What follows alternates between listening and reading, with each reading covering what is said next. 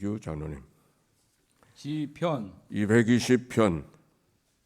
내가 환난 중에 여호와께 부르짖더니 내게 응답하셨도다.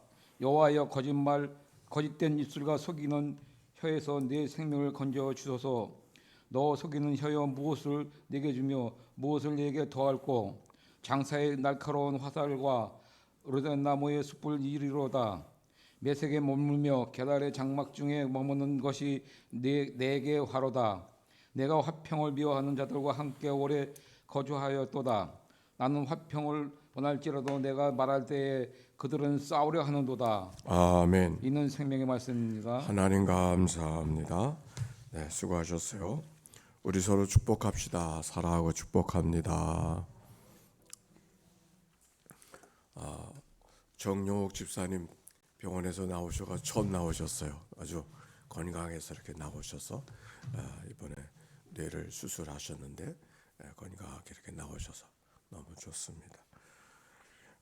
오늘 그 서지원 성도님, 지난 주간 우리 이지호 성도님의 어머님인데 병상에서 세례 받으셨어요. 장례식이 오늘 아침 8시 반에 출발해서 9시에 있습니다. 위로해 주시고 서로 마음을 나눠주시면 좋겠습니다.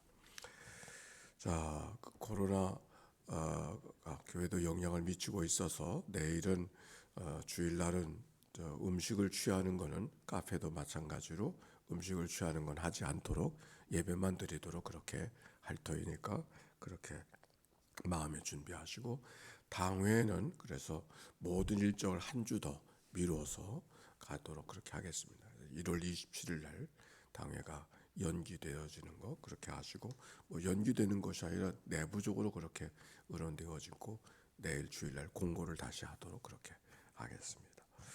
자, 오늘 성경의 말씀 시편 120편의 말씀인데,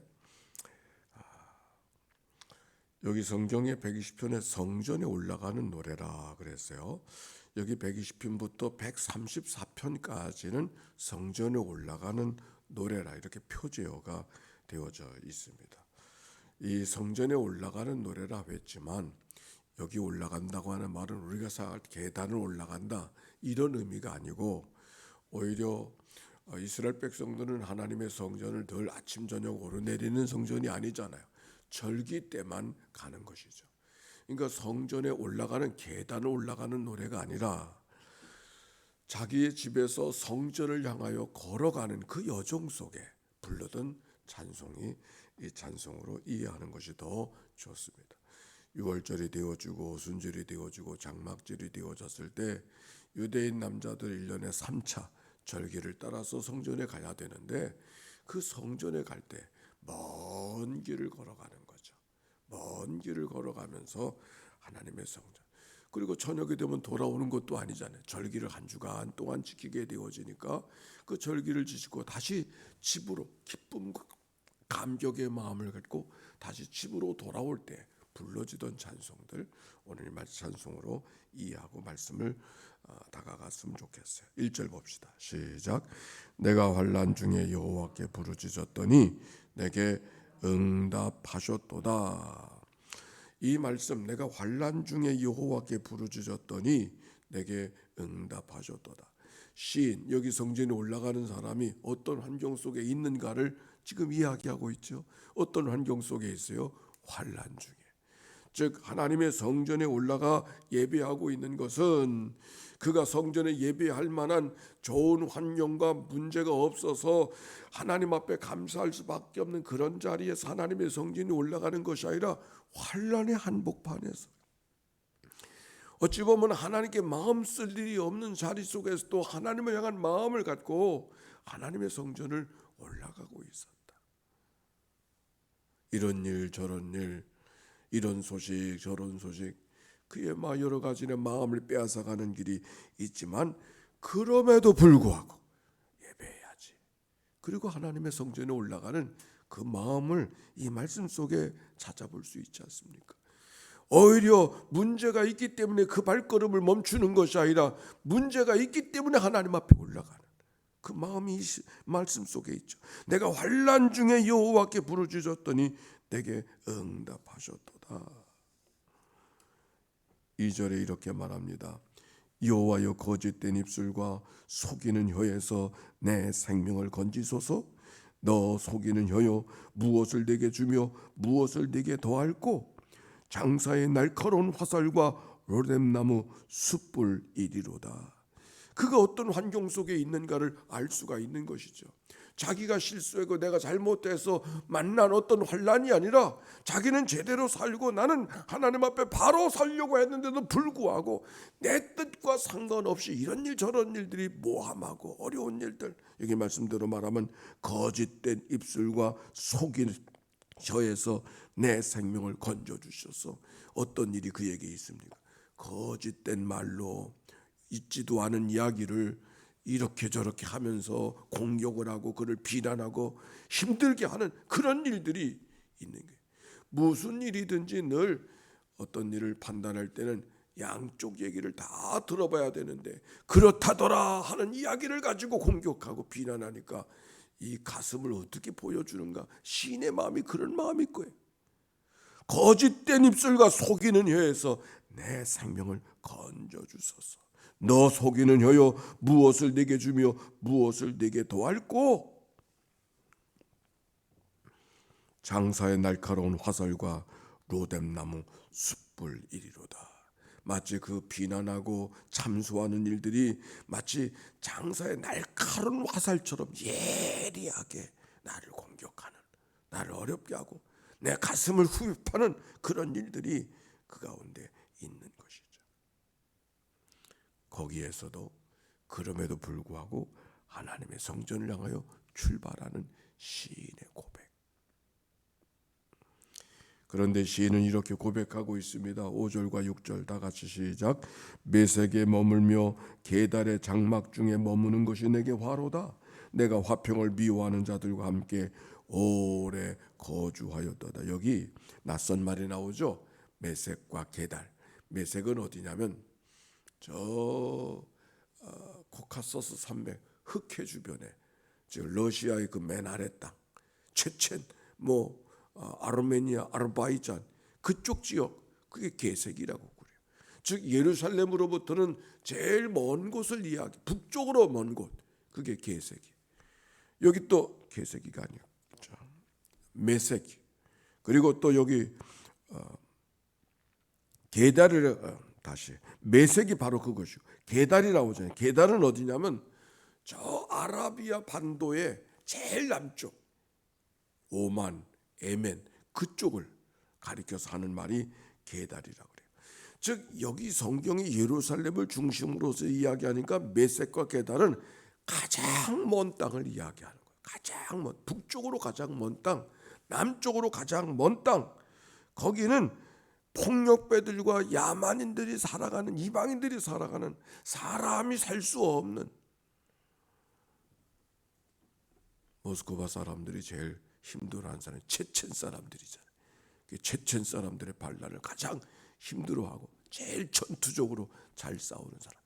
이 성경에도 바로 그 메색, 바로 거기 사람들, 거기 사람들을 표현하기를 내가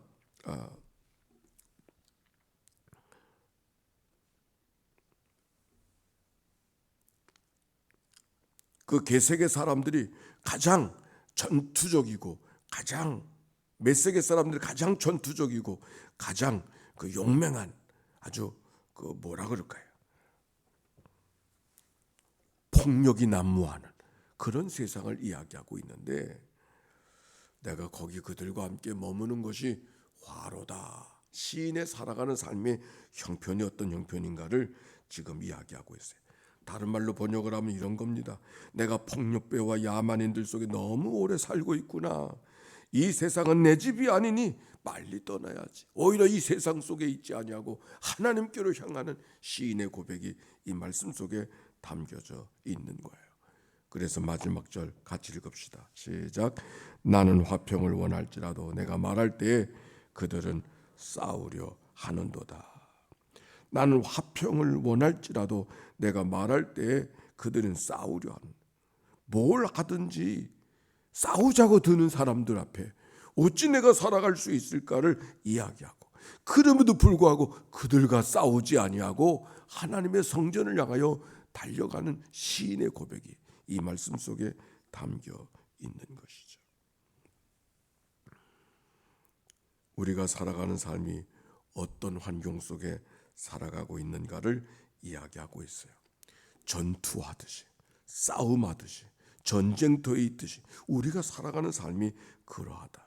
사도 바울의 고백으로 말하면 우리의 삶을 경주자의 모습으로, 씨름하는 자의 모습으로, 농부의 모습으로 열심히 살아가지 않으면 안 되는 삶의 모습으로 사도 바울도 표현하지 않았습니까? 여러 가지 일들이 그저 그럭저럭 살다 보면 되는 그런 세상이 아닌 것이죠. 바로 그런 세상 속에 살고 있지만, 비록 그런 세상 속에 살고 있다 할지라도 하나님을 향하여 걸어가는 이 믿음의 삶, 그것이 바로 오늘 성전을 올라가는 자의 삶의 모습이에요.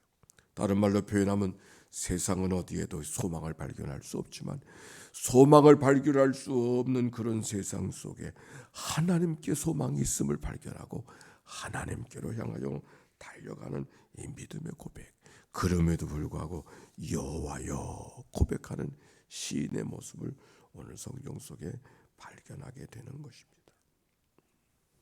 성전을 올라가는 노래라고 했습니다.